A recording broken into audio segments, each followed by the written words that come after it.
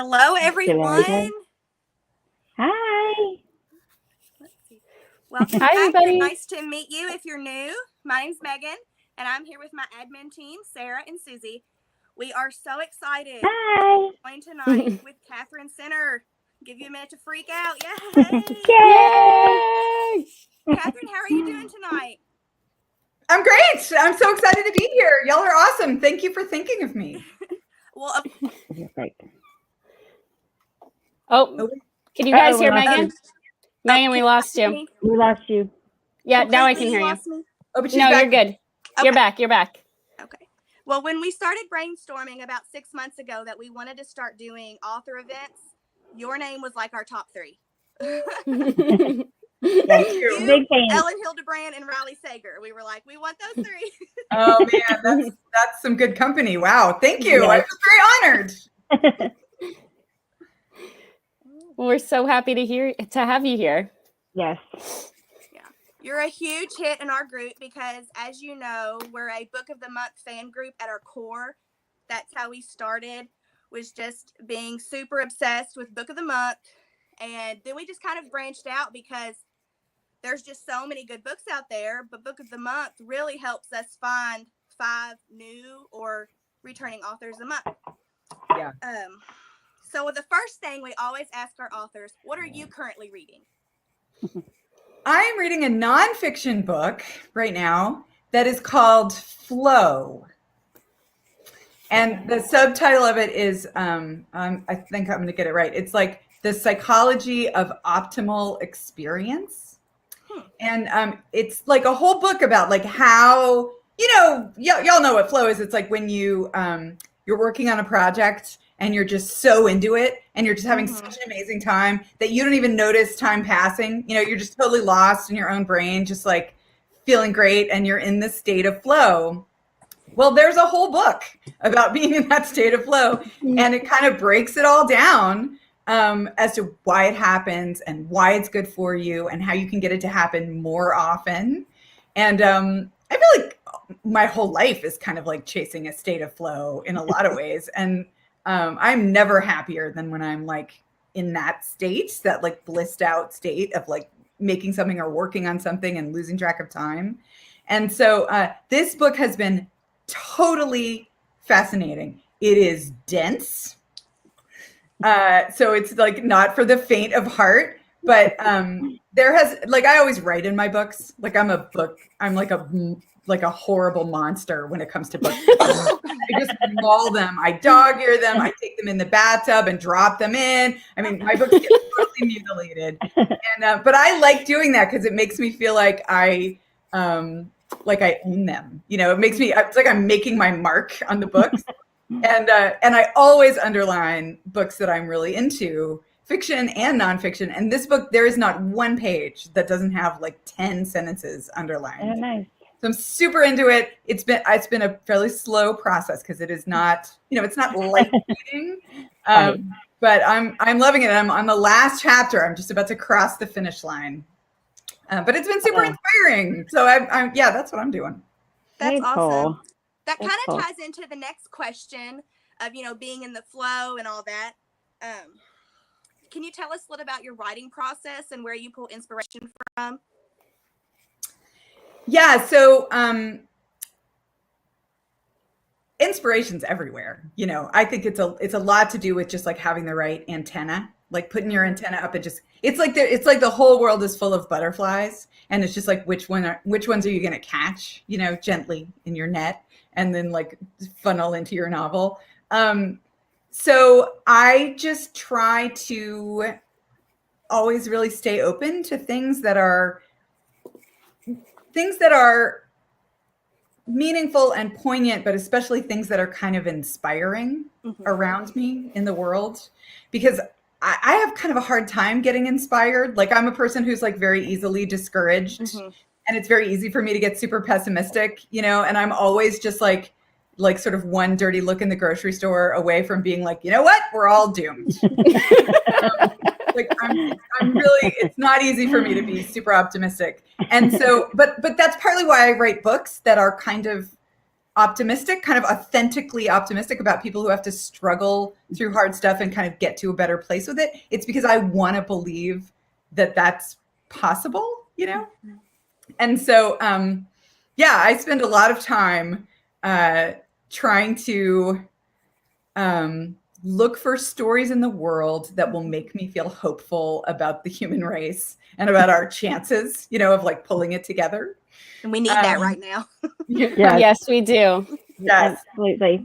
So whenever I see anything like that, I just like, I mean, I'll write it down. I keep a list. I've got kind of a whole mental like basket of things that are kind of always in there. And they're just like, they're like little puzzle pieces kind of popping around in my head. And then every now and then a couple of them like fit together and I'm like, oh, wait a second. And then, you know, then you add a few more and suddenly you've got a book idea. I think that's so it's so interesting to hear you talk about how you see the world and how, because I really think that your books give that bit of optimism to your readers. Like when I need a book that just like makes me feel uplifted and gives me that like, that it's like I describe your books as like a warm hug. Like that's how they make me feel. And like, so you give that, even though, you know, like your characters go through hard times, like you really do give that optimism to your readers. So thank you. That's awesome. That's totally what I'm trying to do. I mean, that's 100%. You know, Book Page last year called me the reigning queen of comfort reads. And I was so excited. I was like, I can die now. Like that's all I ever wanted to be, right? Is because that's what I look for in books. Like everybody's looking for something different. You know, some people really love thrillers and want that like blood churning adrenaline. Some people want horror stories and want monsters to fight. You know, some people want a mystery and they want a puzzle to put together. But for me, what I really am looking for is like comfort and human connection and witty banter. And obviously like a very swoony love story, right? And personal growth. That's kind of that's what I want in a story. And I think that the only compass you can really follow as a writer is to figure out what you would want to read. Like if you had a free Saturday, you know, and a fuzzy blanket and a hot cup of tea, what would you want to read? What's the story you would want to read? And so I try to follow that compass because I mean, I could write a mystery, but it would be a terrible mystery because that's not, I'm not drawn to that genre, right? I'm drawn to love stories and personal growth stories and stories of like struggle and triumph. Yeah. So speaking of genres, you know, a lot of authors don't like to be boxed in. I just watched an interview with Colleen Hoover where she was like, my publisher wanted me to be a contemporary romance and I didn't want to be boxed in. And so when I first got back into reading, I was such a book snob. I was like, I don't read romance. I only read thrillers and mystery, blah, blah, blah. And then I was like, well, I'll get your How to Walk Away from Book of the Month. That was my first book of yours. And it said romance, but I was like, I'll give it a try.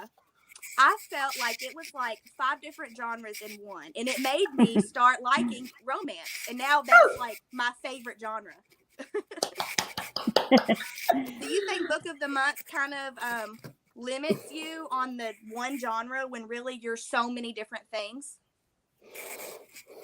You know, I've never thought about that. No, I mean, first of all, I'm just going to say I'm so in love with Book of the Month. I just love them. We love it. Obsessively and desperately. That, yeah, like they can categorize me however they want because I love them. I actually got to visit their offices in New York last year in February, right before everything shut down. I was up there and their offices are so cute. You know, everything about it's just as cute as you would think it would be from the website and everything they do.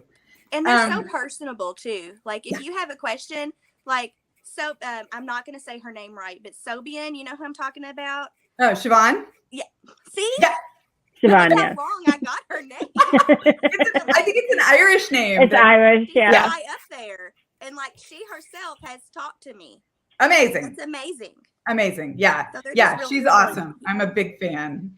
But then that we can skip to. Well, I was going to say, I think that categories can be very helpful. Mm-hmm. You know, if they help you find what you like if you love romance and I'm categorized as romance and that helps you find me, then I'm all for it. If you are turned off by that idea and it keeps you from finding me, then I'm kind of less for it. But I do think if you're a person who really, really hates romance, like if you just don't believe it exists and it's like reading a book about unicorns or something and it makes you angry for anyone to write about it, you probably shouldn't be reading my books anyway. You know what I mean? Because Right. my stories always there's always a love story in my stories. And the reason for that is because in my own actual life, love, all kinds of love, but specifically, you know, romantic love has been a very healing, very nourishing thing in my life. And so I genuinely believe that it can be. I don't know that it is for everybody, but I believe that it can be. And so I love writing stories that sort of combine, you know, the struggle, sort of the hardship, the darkness on the one side, and then also the light. Like I'm always trying to find that balance between struggle and strength and darkness and light and grief and joy, right? I'm always trying to balance those opposites. And so for me, the hardship is always the struggle that the main character has to go through, whatever that is, you know, and how to walk away. She's injured and in the hospital, in things she's having a fire. She's in a firehouse where they don't even want her there, you know? And so there's always something the main character has to kind of like wrestle with. But the light is always the banter and that process of falling in love. And part of the reason for that, I'm going to keep going. Stop me if you need to stop me. Just Go. Go. Yeah. part of the reason for that is, so I was also at one time in my life kind of a literary snob, and I'm not a snob about anything in life. I mean, I'm just not, as a human, a snobby person, but I had absorbed in high school and then college, and then I went on to graduate school and got a master's in creative writing. So I had sort of, over all those years of like hardcore education, I had absorbed a number of sort of attitudes about like what kind of books were good books and what kind of books were bad books, right? And I was, without trying to be, just by default, sort of snooty about romance. And then the year that I turned 40, my agent sent me a bodice-ripping romance novel as a gift. And I had never read one before. I mean, I'd read a couple of Danielle Steele's as a child, but they weren't really bodice ripping. And I wanted to be polite to my agent. So I opened it up, you know, I was like, oh, I'll just take a look at it, you know. And the next thing I knew, it was 2 hours later and I was in the car driving to the bookstore to get another one, right? Like I felt like a person who had spent her entire life eating boneless, skinless chicken breast. And I had just discovered chocolate cake. Like I had so much fun reading that book. So, and that was an historical romance by a writer named Tessa Dare, who I love. Yes. Yeah. We read So that. I saw her at a book festival last year before COVID, and I stalked her and I just followed her around. But it totally got me hooked. And then for like 2 years after that, that was like the only thing I wanted to read. I mean, I was just eating them like candy. And for me, you know, I spent a lot of time trying to figure out like, what's going on here? Like something's going on, something's happening, right? I clearly was starving for this kind of story. And now I found it and I'm just like, whoa. And so what is going on? And what I decided, ultimately, many things were going on. But the most interesting one, the one that I've really hung on to, is that I think a lot of books, like a book has to pull you through, right? A book has to find something to hook you and pull you through the story. And often the thing that authors use to pull you through the story is worry. They often make you worry about the characters, you know, and they leave little clues. And as you're reading along, you're thinking to yourself, oh God, that guy's going to have a heart attack, right? Or like, oh, those people are going to get divorced, right? And you keep reading to find out if your prediction is right. But often it's a kind of a worrying feeling. And what I have discovered as an adult human in my life is that I really hate that feeling of being worried. Right. Like I never imagined before I had kids how much I was going to worry about them and everybody else in the entire world. And so what's great about a romance novel is that you're guaranteed that happy ending. So what's pulling you through is not dread or worry or stress. What's pulling you through is like a pleasant sense of anticipation. right? That's what has you hooked. So you have something to look forward to, in the story. And that's a happy feeling. That's a good feeling. That like floods your brain with like serotonin, right? And oxytocin and all kinds of good chemicals, happy chemicals. And I found that when I'm writing a story, I'm willing to go to dark places, but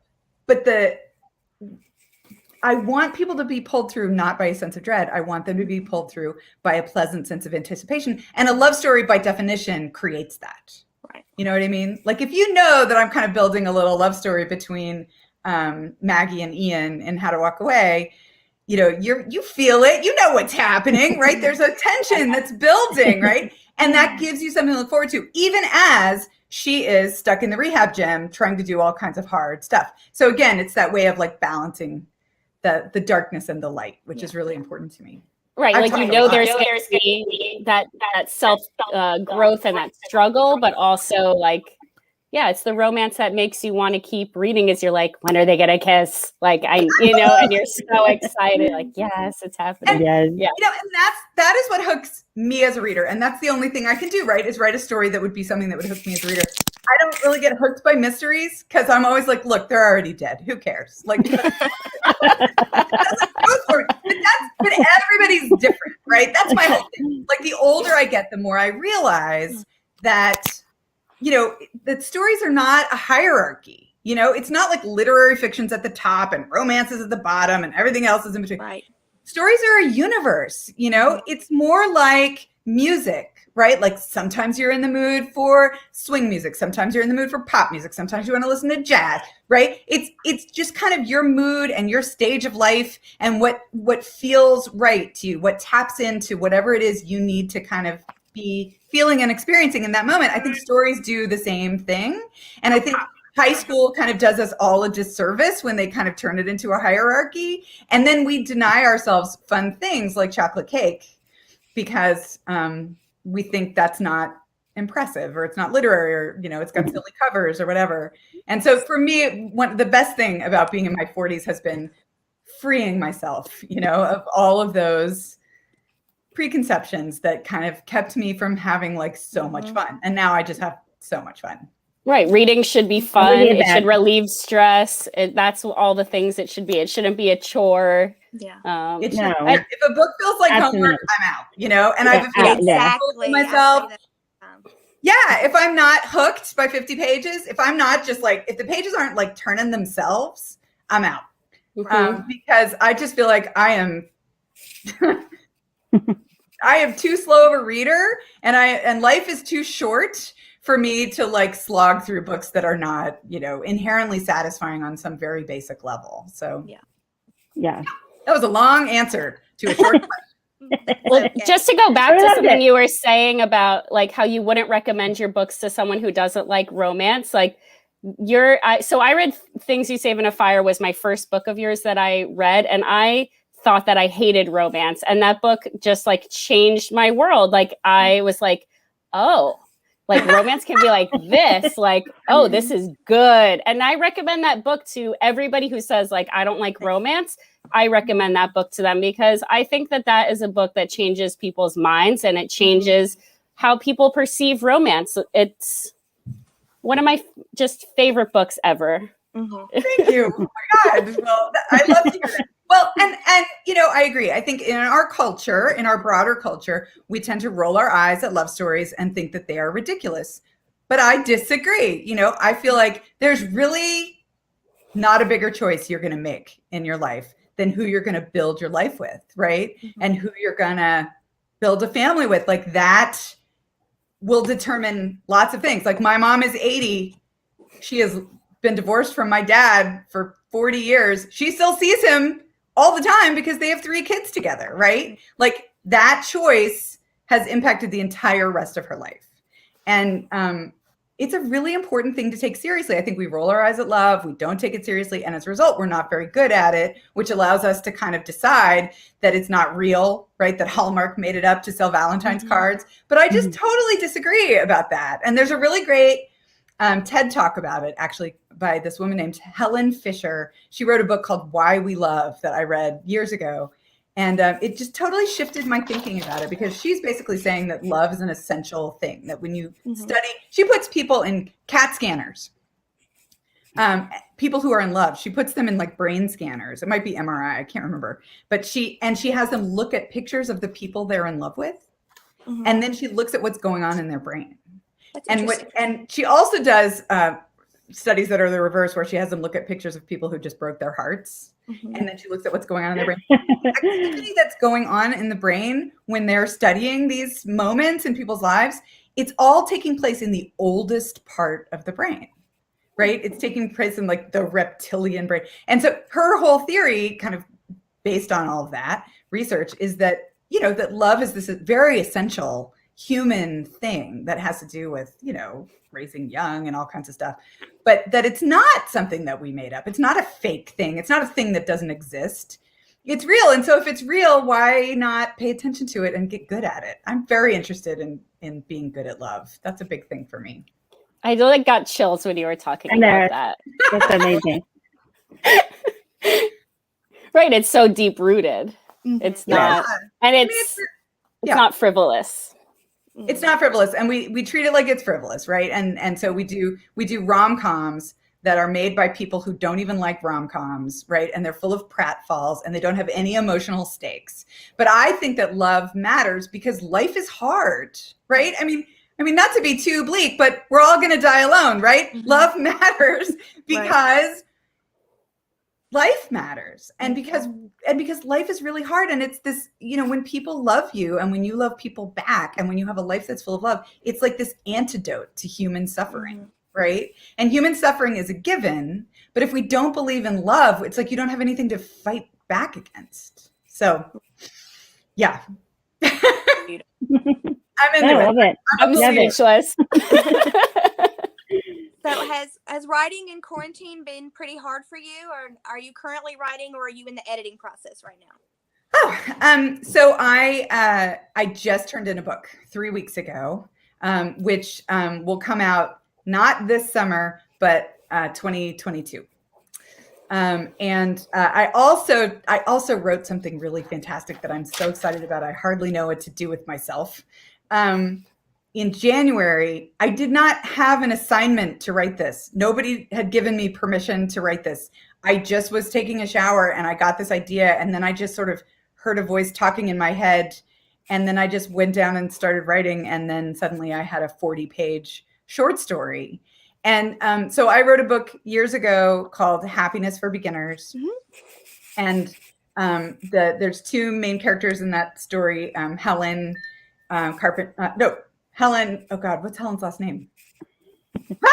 Doesn't matter. Helen, and then and then Jake. Oh, it's Helen Carpenter and Jake. I'm sorry, my brain is just spasming. So they go on this hiking trip together, and she doesn't like him, and he's her little brother's like annoying best friend, and they have all this sort of like tension between them where it's like a little bit of love-hate stuff. And I love that little couple in that story. I'm a big fan of them. And then one of my favorite characters in that book is Helen's little brother, Duncan, who he just totally stole the show for me when I was writing that book.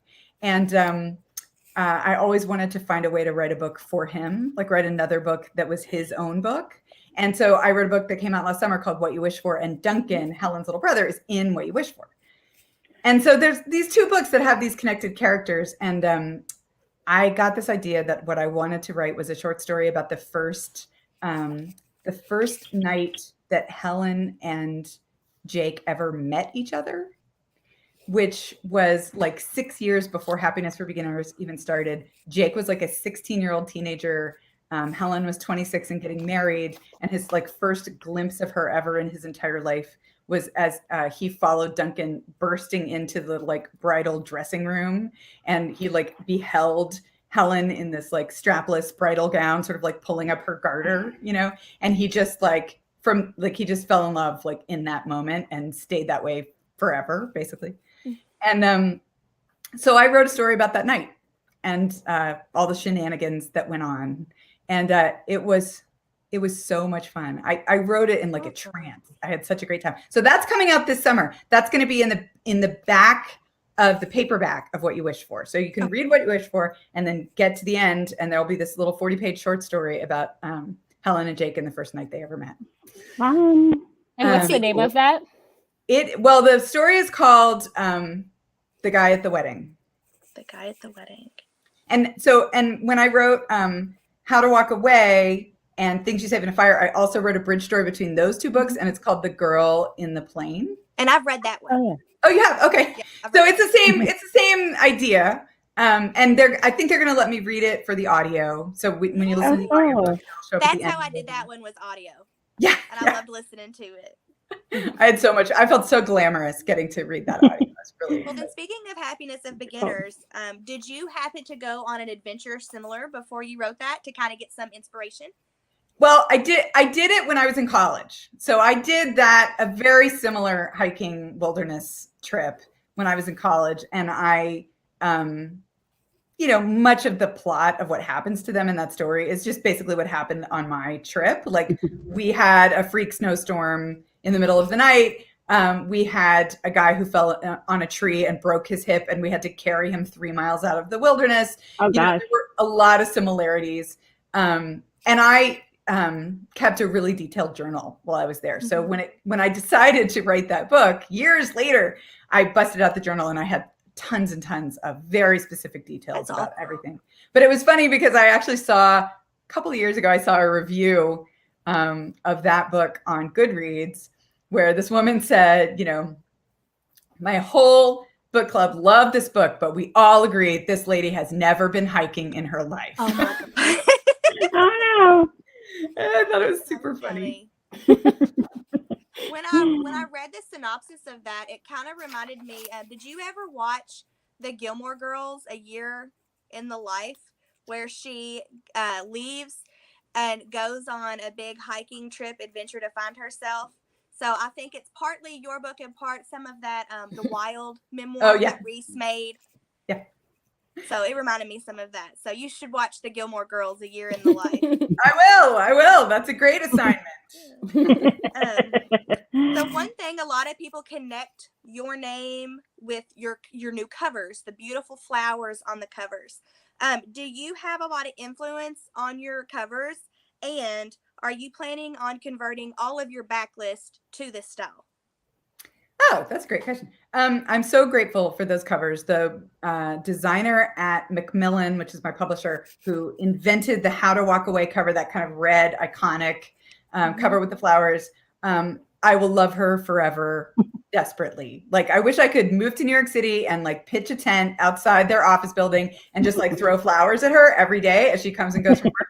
She changed my life with that cover. I mean, and the thing is, if you're a writer, you know how important book covers are, right? Like a really good cover can make a book and a terrible cover can sink a book. It really matters. But the problem is you're not a designer. Mm-hmm. So you know it when you see it, but you have no idea how to make it happen, right?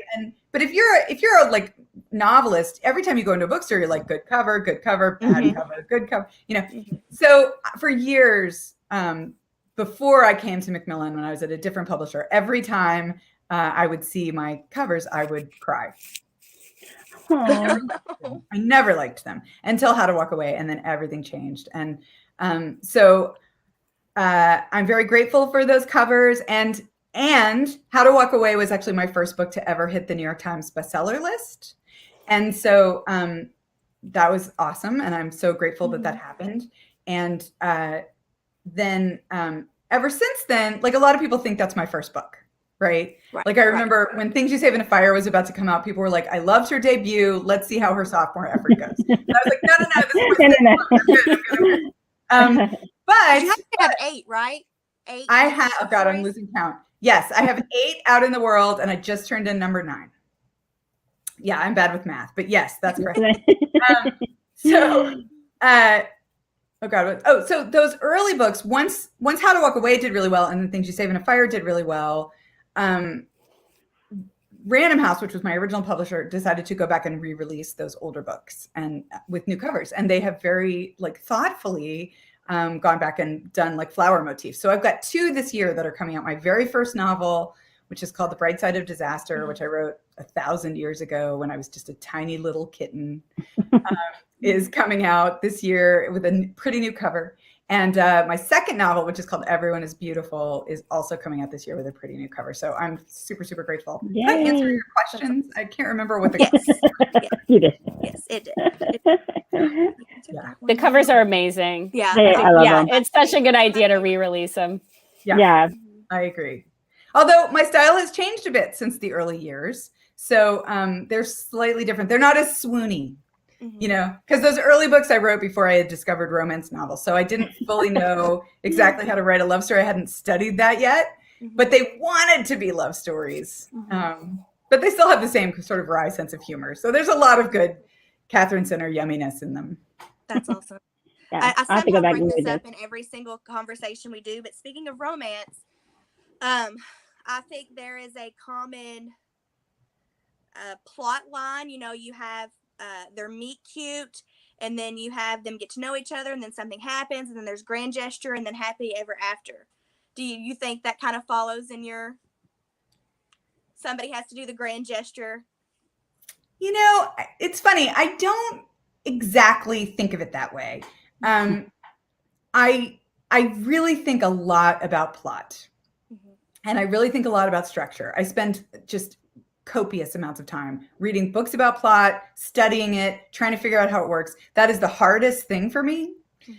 Dialogue is easy. I have never had to think about dialogue in my entire life. I am just washing dishes and I hear people talking in my head and I grab a crayon and a paper towel and I just start jotting it down. Like it just happens almost by accident, right?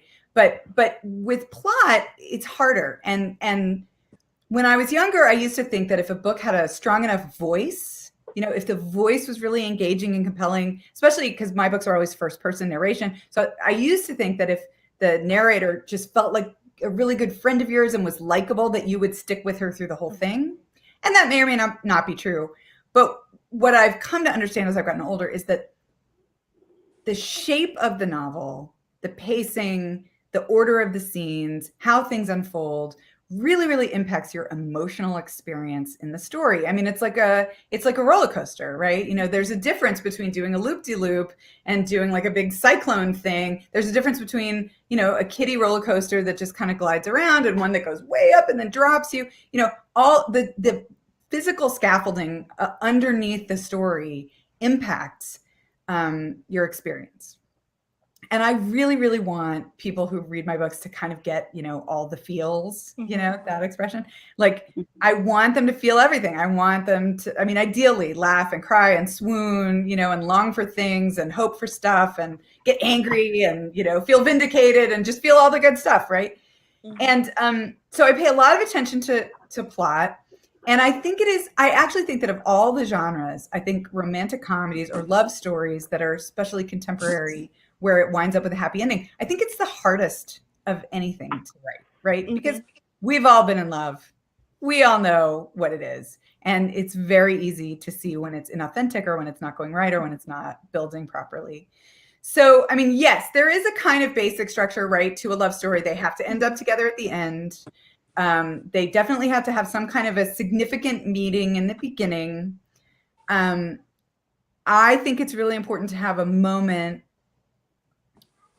when you thought they were going to be together and then something happens and pulls them apart for a minute. Yes. And the reason I think that's so important is because that forces you to appreciate what they had, right? The second that it's gone, you miss it and you long for it. And then when they work it out and find a way to get back together, the ending feels better than if you never had that moment. Yeah. Feels like I didn't used to know how important that was, but you kind of really do need to have that.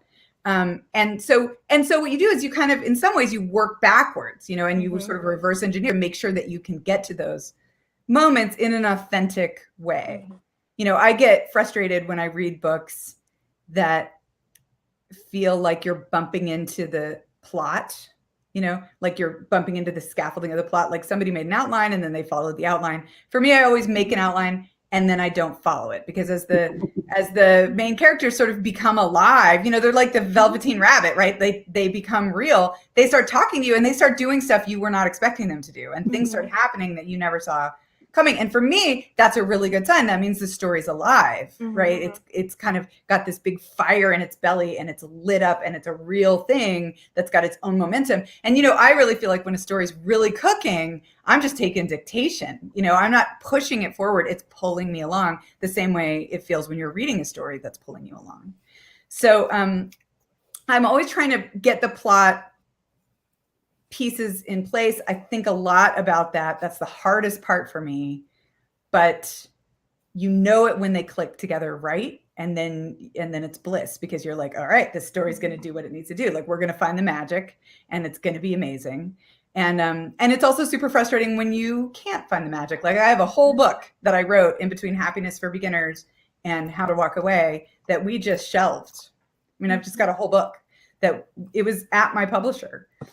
And my editor was like, okay, what are we going to do about this book? Like, we know it's not working. What do we need to do to fix it? And I was like, you know what? I've got another idea. Let's just put it on the shelf. And the other idea was for How to Walk Away, right? And I was like, I'm kind of excited to write this idea. Let's just focus on that, and we'll worry about that other book someday when I've run out of ideas, right? I think what makes your... Oh, go ahead, Megan. Oh, well, I was just going to ask, you already brought it up once, the girl in the plane, where we learned that Cassie is the one who was there to help Maggie. And we learned that she kind of knew Ian in the past. And Duncan's already had his book. Do you think there could be some story somewhere in any of those characters again, where they've crossed paths? I mean, I know Cassie's happy and Ian and Maggie are happy, but I don't know. I miss those characters so bad, and I want to know how Maggie and Ian are doing. You know, I love them too. Like, I love all of them. Like, I don't really know the difference between them and real people in some very significant way. And I have a huge amount of affection for all of them because they're all just sweet goofballs. So yeah, I mean, I'll never say never, because I love being around those people. And I've only just recently discovered the intense joy of writing connected stories. Like, I never did that before, you know, when, until I came to Macmillan. All the books I was writing were standalones and totally separate. And then when I wrote How to Walk Away, and then I went to lunch in New York with my editor, and we were sitting around, and she was like, so what's the next book going to be? And I was like, oh, I don't know. You know, I've got some ideas. I'm making a list. And she was like, I think it should be about the lady firefighter who saves Maggie. And that was a funny moment for me, because I would not have come to that on my own, because my husband is a volunteer firefighter and an EMT and a paramedic. And he has been since I've known him, pretty much. And so I kind of very much was aware that, like, that's a world I don't belong in, and that I don't really know, that it's kind of a closed society that I'm not really a part of. And so I would have found that idea very intimidating. But my editor was like, I really think you ought to think about it. And I know that she is a crazy genius. So it's like, if she suggests something, you really need to take it seriously. So I wound up finding a way to kind of connect to that story, and I wound up writing it and having the best time ever, because I got to interview my husband about all of his firefighting shenanigans, which made for like many fun date nights. And it wound up being some of the most fun I've ever had writing a book. So it was a very good thing in the end, but that was the first time I've ever written connected characters. And then going back and writing the bridge chapter, where I was learning things about connections that those people had. You know, like when you read the bridge chapter, you'll find out why Ian, who seemed like a jerk when he was doing it, insisted on calling her Maggie instead of Margaret from the very beginning. Like, when you read it in the book, you're like, oh, this guy's just a jerk, right? But then you go and read the short story, and you're like, oh, there's a reason for that. Oh, I didn't know that until I wrote the story at the end. So I love going back and discovering all these things about the characters. I mean, it's all very three-dimensional for me. Yeah. That's really interesting that you said that your editor brought that up about your husband, because that was actually one of my questions, where I've seen you mention before that your husband was a first responder. And so I just assumed, like, that was something that you wanted to, that came from inspiration just from your life. That's crazy that somebody else suggested it. And I think it made it more intimidating. Labor of love to kind of like connect with him and connect with his profession. Say that Brought again. you all closer? Oh, for sure. Because I had heard all those stories. I mean, we have been together since I was 22. And I am now, in my 40s. So we've been together longer than we were ever not together at this point. And I've heard every single one of those stories, but I was listening to them in a different way before. I was listening for the punchlines. Like they're all either very funny or super gross, right? Or tragic. I mean, they all they kind of build to like a kicker at the end. And so I would listen to them the way you listen to stories in a cocktail party. But when you are writing a novel about a person who is, and I was going to use these experiences, right, to be Cassie's experiences, you listen to it in a whole different way. Like I was like I was listening, and taking notes and just totally trying to like climb inside his head and see everything that he saw in those moments and hear everything that he heard and smell everything that he smelled.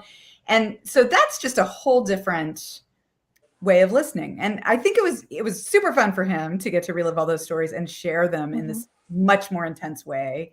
And it was super fun for me. And I will say, like my husband, who is awesome, he's not really my target audience, reading wise. He's more of like a Tom Clancy kind of guy. And, like when there's a rom-com, like he fast forwards past all the like lovey-dovey parts. And of course, I fast forward through everything that's not the lovey-dovey parts. Right. Perfectly lined up. But he loves that book. Like that's his favorite book. He's read it a bunch of times. Like I'll just walk into the living room and I'll see him reading that book because he feels like, he felt like I did nailing the firehouse, and he loves everything to do with firehouses. That's awesome. Yeah. Sorry, my video is so bad. I'm locked in my bedroom tonight because my children are home. So I'm like trying to hold my iPad and it's like everywhere. Okay, so how did Book of the Month, how did you connect with them first?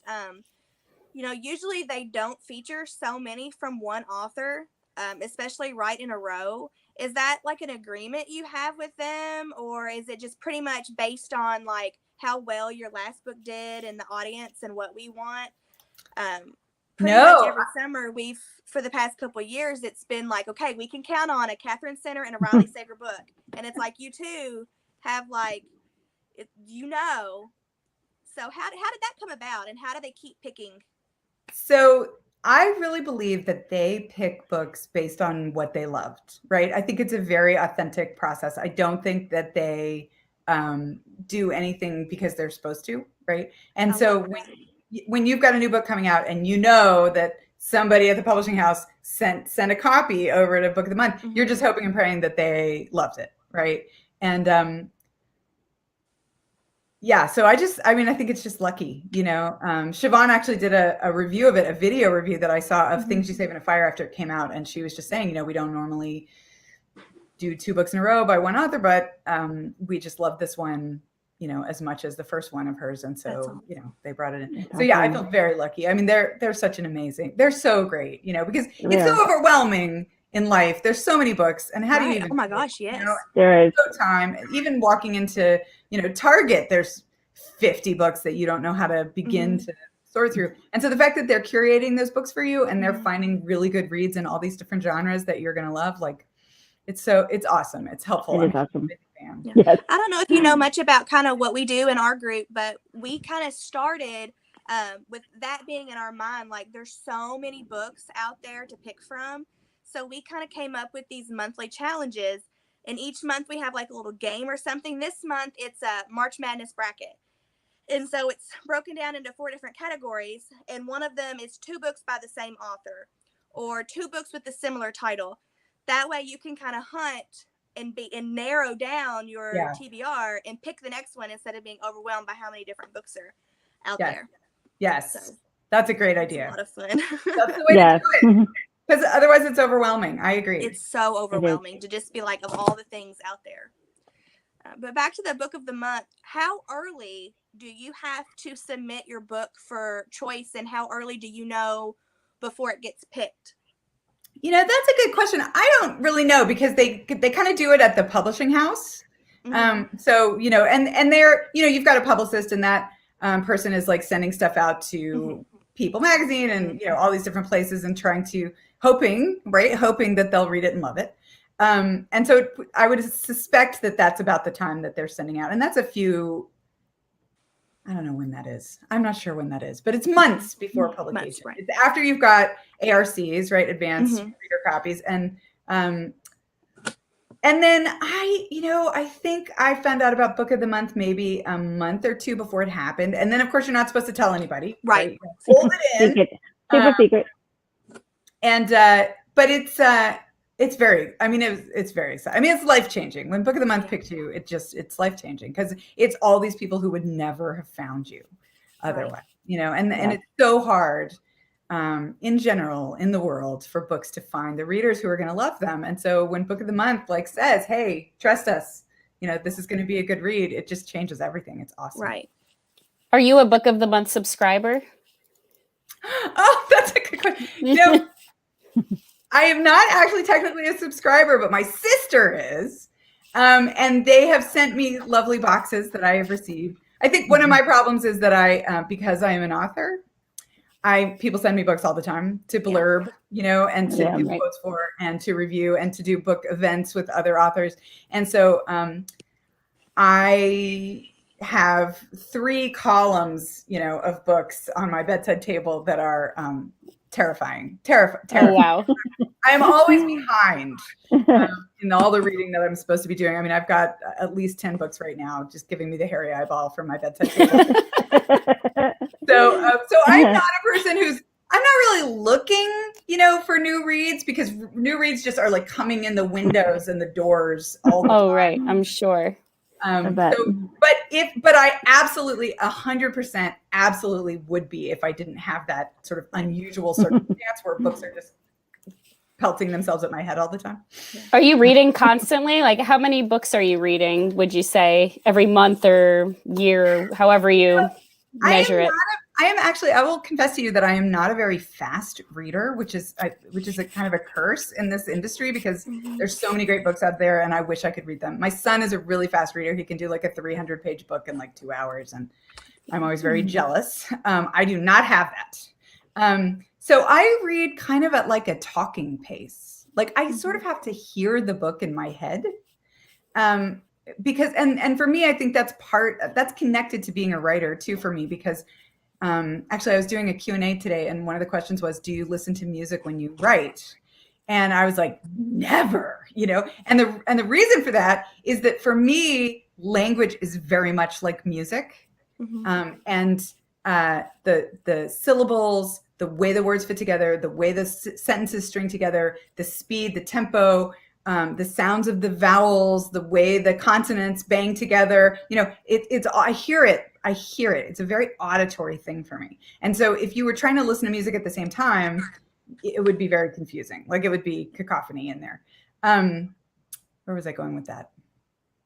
Oh God, I was headed somewhere with that whole thing. Hearing the voice in your head when you're reading. Yeah. So, thank you. So I'm like a slow reader, and that's partly because I really have to hear it, literally kind of hear it.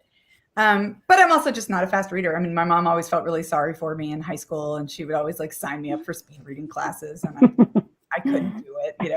I'm just not that. So I probably get about 50 books a year done.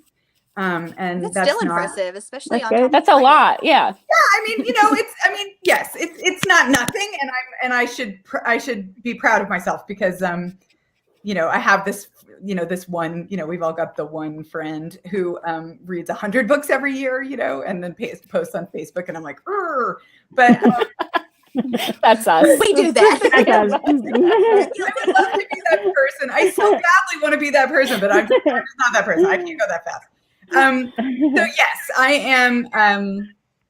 am constantly reading, and I read fiction, and I also read nonfiction, very voraciously. And I read kind of from all over the place. I do, I'm very eclectic. I'm always pulling things from different places, because I'm just curious about all these other books and how they're doing things.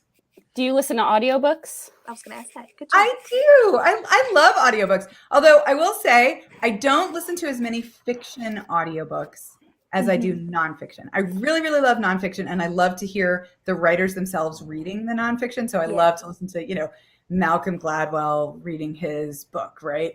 Carrie Fisher, she's got a bunch of memoirs, and it's her reading them, and she's so magnificent. She doesn't even sound like she's reading. It's like your invisible friend Carrie Fisher is sitting next to you. That's a hilarious story. So great.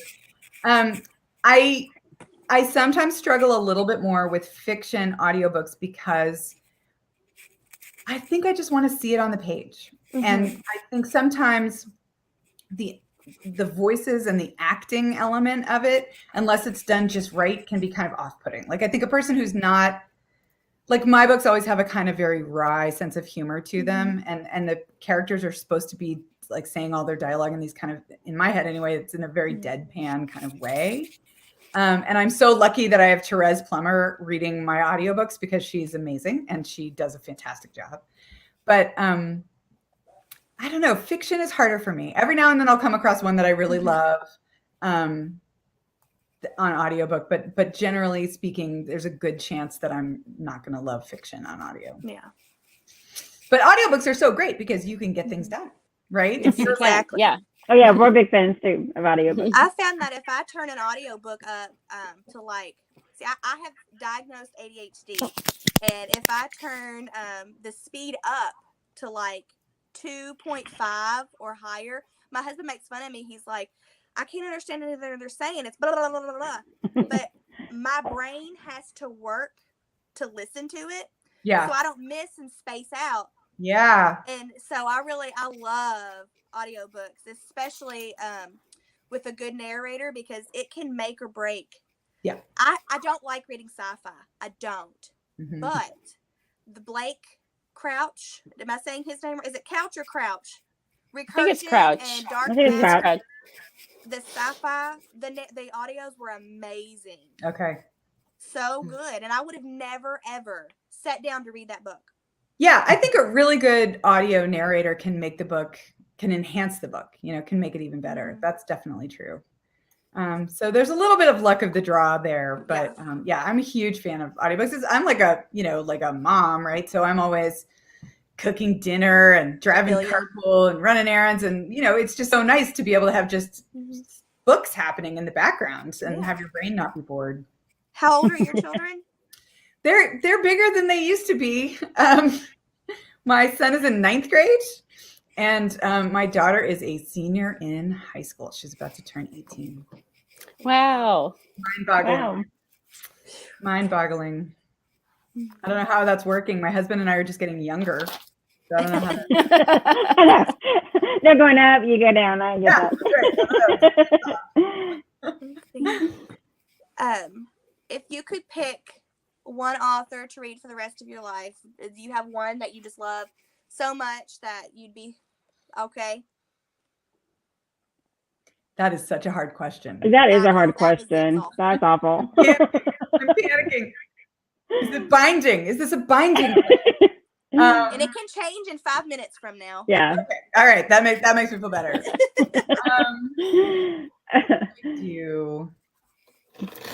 There's so many directions to go. Mm-hmm. I think the first thing that popped into my head was Jane Austen, which I think I'll just go with. I mean, I could go some other directions, but I just never ever get tired of her stuff. I reread Persuasion like almost every year. She's I never get tired of that book. It's my favorite. So maybe her, because I just love her wry sense of humor and I love her wisdom, and I don't know, she's kind of a hero for me. I'm a huge fan. I fell in love with Pride and Prejudice in high school and never looked back. So maybe I'll go with that. Good answer. Yeah, that's who I'd pick. I love Jane Austen. I'm actually doing all of her books for an audio version for a different experience. So. Oh yeah, no, those are great. I don't know why British narrators on yeah, yeah, the best. Always they're good. the best. Yeah, I agree. British narrators are my absolute favorite. I can't listen to them as fast though. I have to me slow. neither. I can't listen at 2.5. Like it's got to be at like normal speed. Yeah. I got to interview Sophie Cousins, and I could just listen to her talk all day long.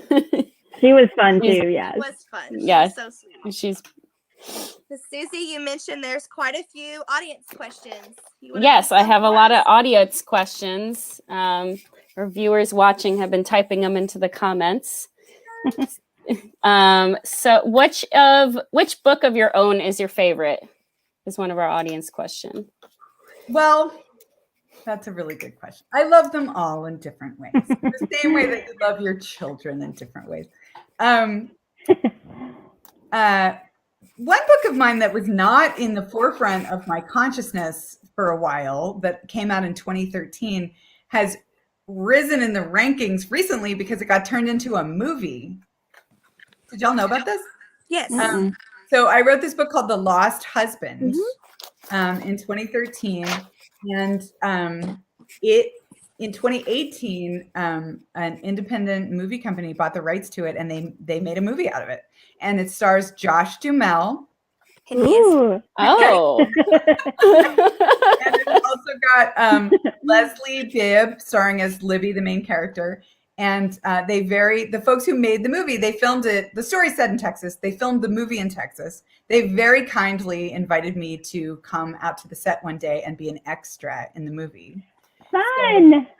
So I'm in it. I got to meet Josh Duhamel and Leslie. That's gonna be my next question. Yeah, that was crazy because he is such a movie star.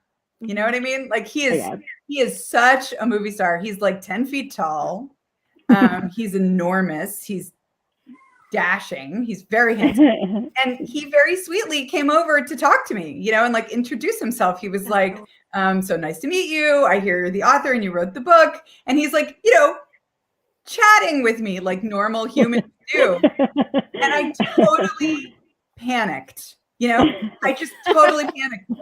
I froze and I could not speak. Like all I could do was just look up at him and like make these like gurgling noises because I could not speak. And, I mean, y'all have been with me long enough to know there's like nothing on God's green earth I love to do more than talk. So it was so weird. And my husband was there that day and he was watching this whole thing happening and he was just looking at me like, what, lady, what's going on with you? I was like, I don't know. Talk. But when you're around somebody that famous and that movie starish, you feel, and I know this now firsthand, you feel like a rotisserie chicken at the grocery store. Like your skin gets all hot and crackly, and you just feel weird. So that was very thrilling and exhausting. I was actually, by the end of the day, I was like, oh my God, I've got to lie down. It's so exhausting. All that handsomeness, I'm just so tired. So that was a really fun experience. And they did a great job with the movie. The movie is adorable. And it was supposed to come out last year in April in theaters. It was going to be in theaters all across the country. And then the pandemic happened and then everything shut down.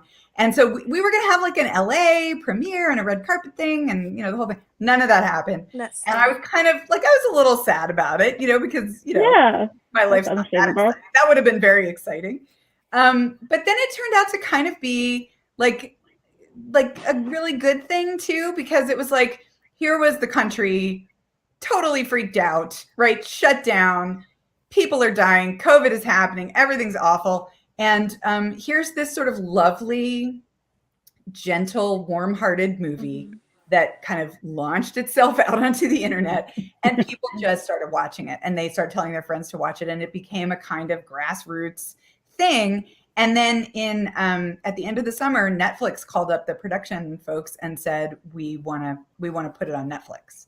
And so it went to Netflix in August, and the day after they uploaded it, like the day after it went live on Netflix, it went to #1 on Netflix. It was the number one. Oh, nice. That's amazing. So, and over the whole month of August, it wound up being like the #2 most downloaded movie. So, so it did really well there, and that was exciting, and it made me super happy. And the movie turned out great. So I won't say that's my favorite book. I love them all in different ways, but I do want to give that one a little shout out for being like the little book that could, Yes. because its life was kind of over, and then suddenly it became a movie, but it was long forgotten by everybody, kind of including me at that point. Yeah. That is did they so ask cool. you on like the script writing any, or did they just kind of No. do their own thing? Nope. The woman who directed it, her name's Vicky White.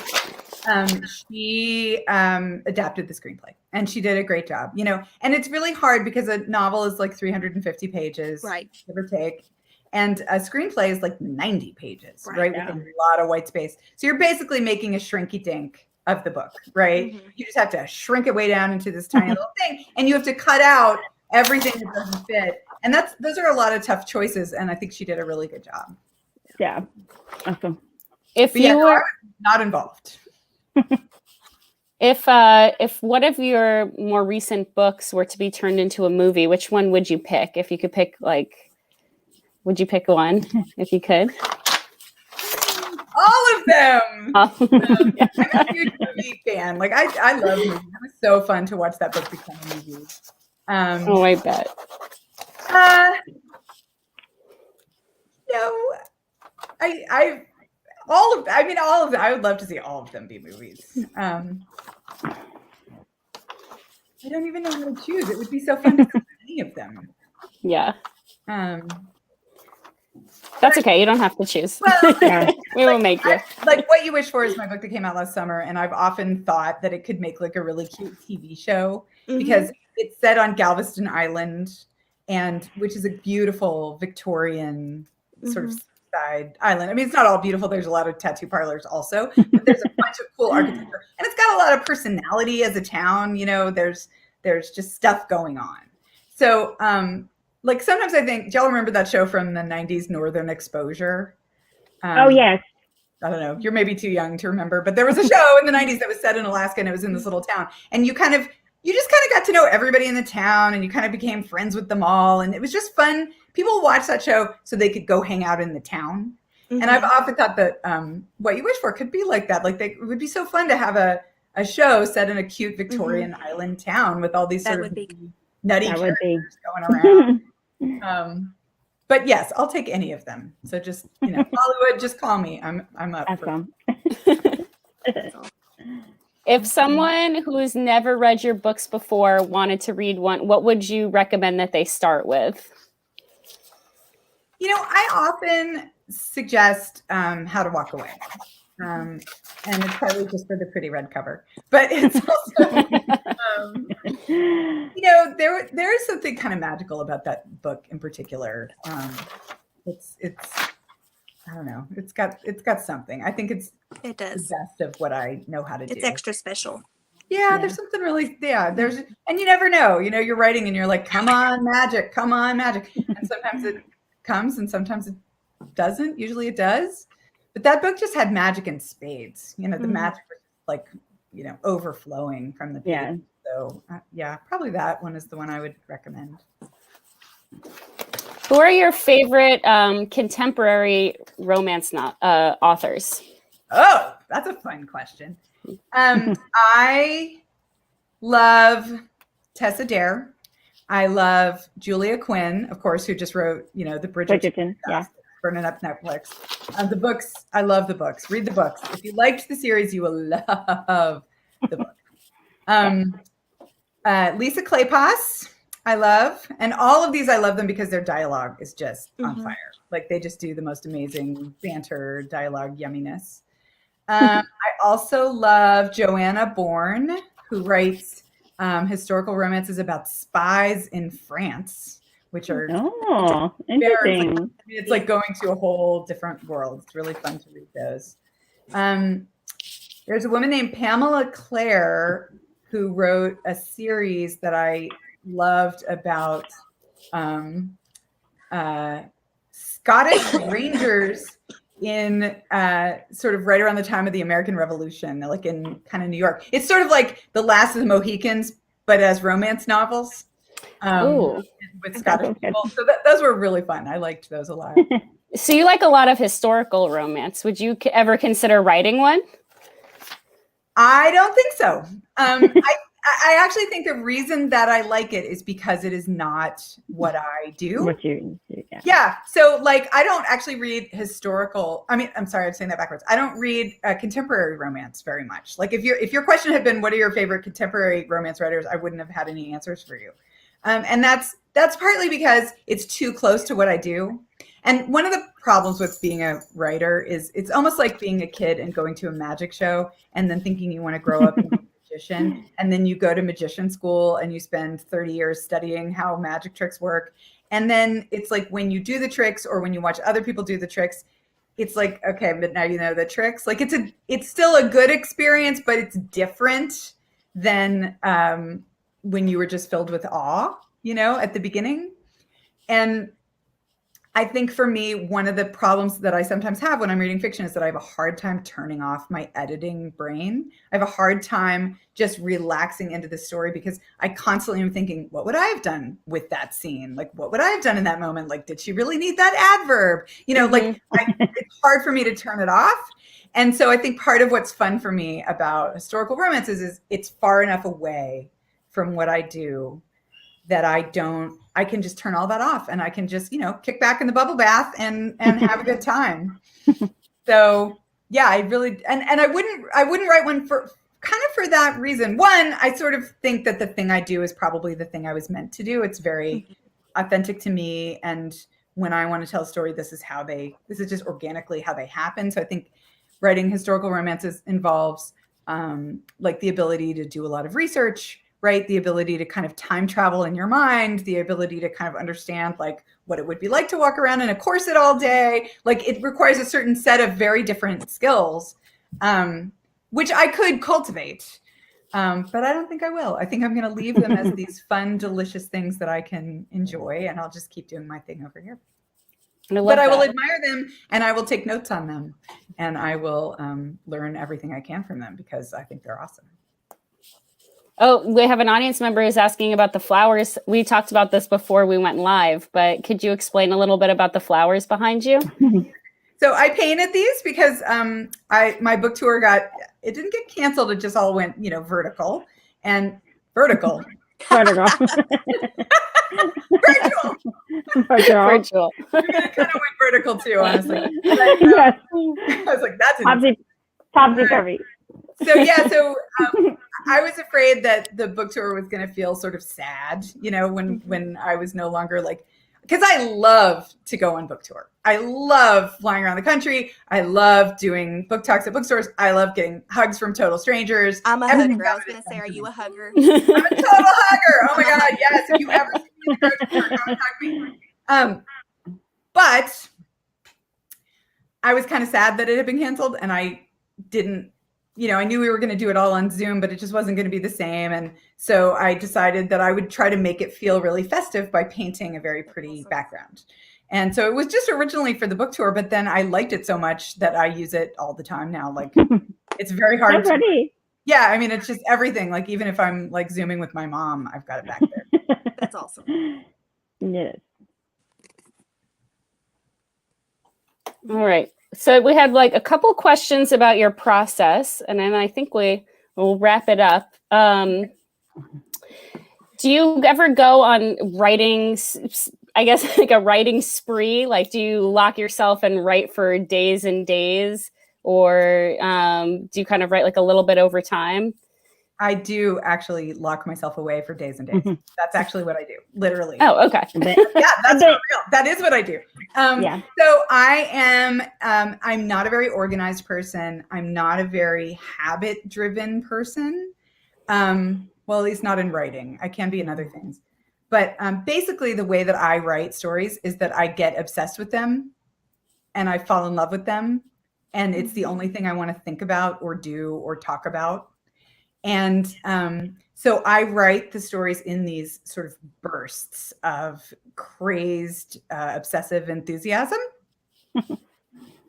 So I've got kids, right? So if I didn't have kids, I would probably just write, when I'm in the mood to write, I would be writing 24/7 and staying up all night like a crazy person. Because I have kids, I have to get up in the morning and make lunches and help everybody get out the door and make sure we've all got our laundry done and, shepherd us through dinner and homework. So it adds an external structure to my life that's probably good.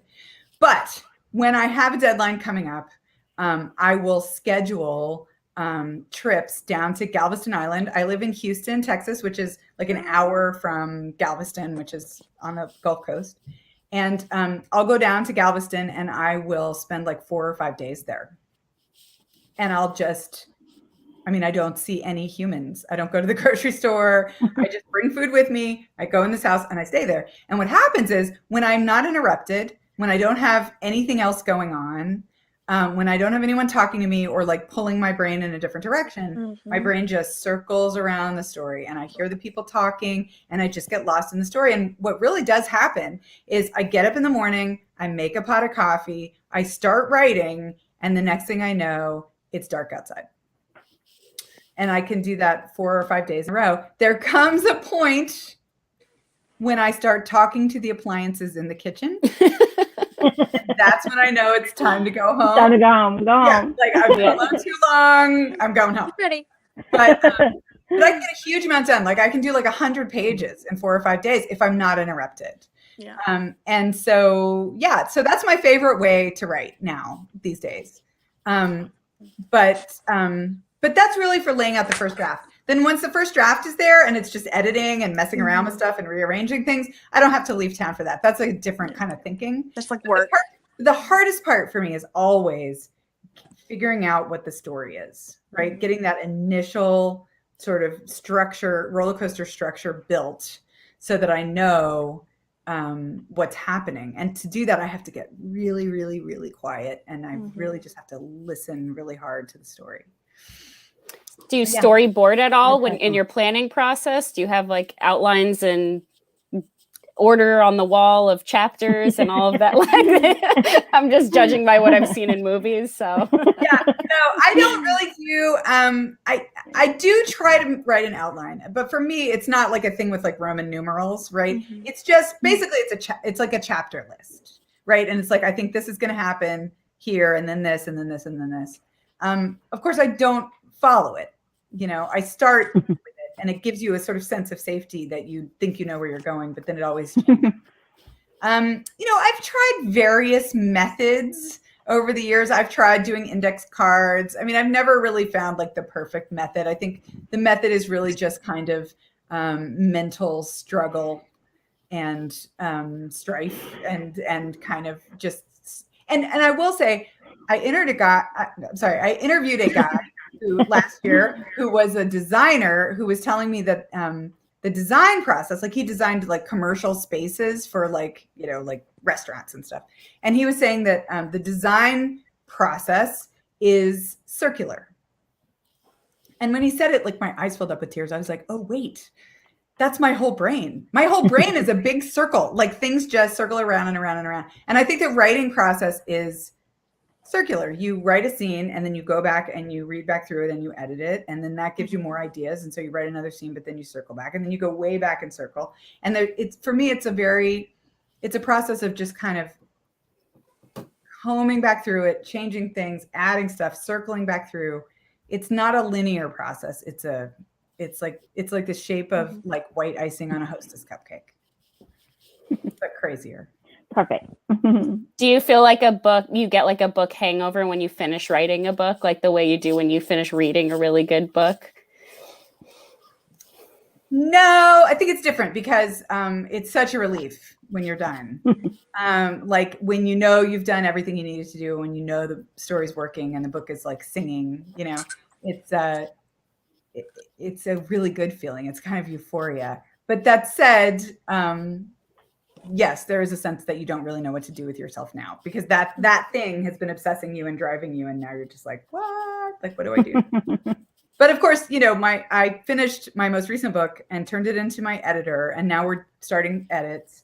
But I sent it also to my agent. And when she called, she was like, I read it. I love it. It made me cry 4 times. And then she just went, what's your next book going to be? And she was like, I've got that feeling now that you get when you finish one of your books where you're like, all right, where's the next one? Where's the next one? And I was like, okay, I better share about that. But yeah, they're always kind of with me. I mean, I have a lot of imaginary friends. It's a good thing I'm a writer. I would just be crazy. Can you tell us the new book? So you said the new book isn't coming out till next summer, right? Do you have a title for that yet? We don't have a title yet. That is still being mulled over. It has a working title, but I suspect it's going to change. Yeah, I can tell you a little bit about it. It's delicious. When we started working on the story last summer, I had a conversation with my editor about it, and we were talking about like sort of what the big pieces of the story were going to be, the big elements. And there was a moment in that conversation when I said to her, "Is this too fun?" Like, I'm nervous. It's too fun. And, that's my literary training haunting me. That's my master's in fiction writing haunting me, that like things can't be too fun. It's such a fun premise, and that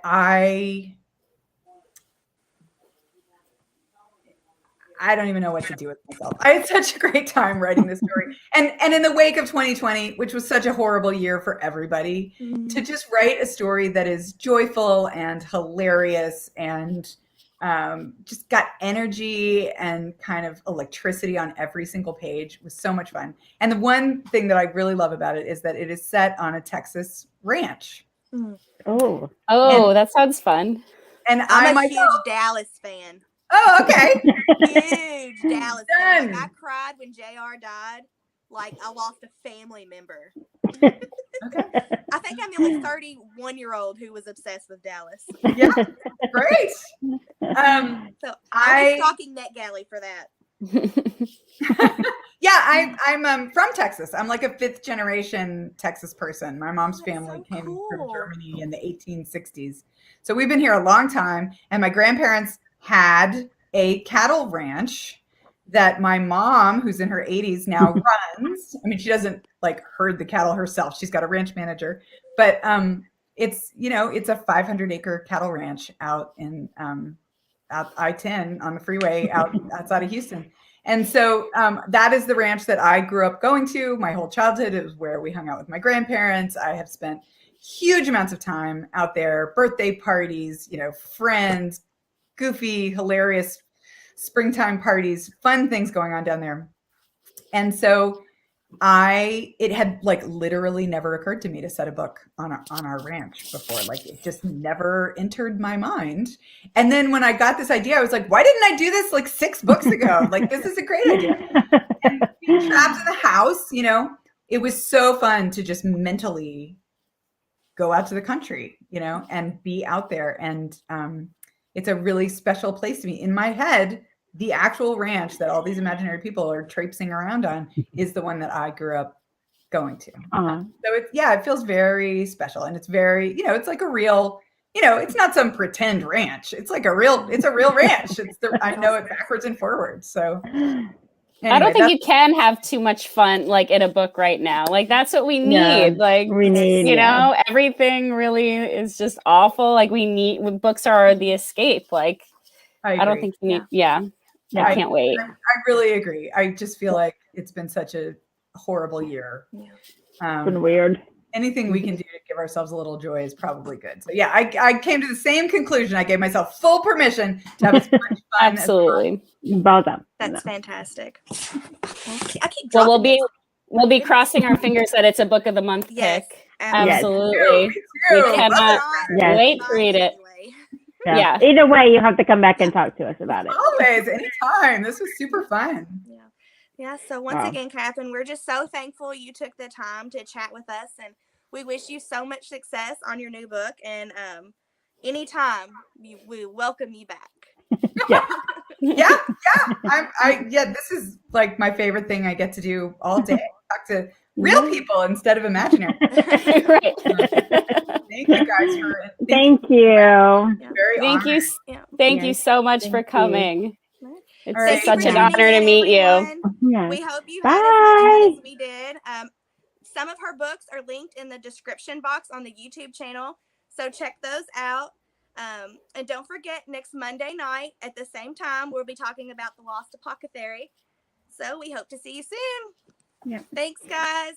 Bye. Thank you, Katherine. Bye, Thanks, guys. Katherine. Thank you. Bye.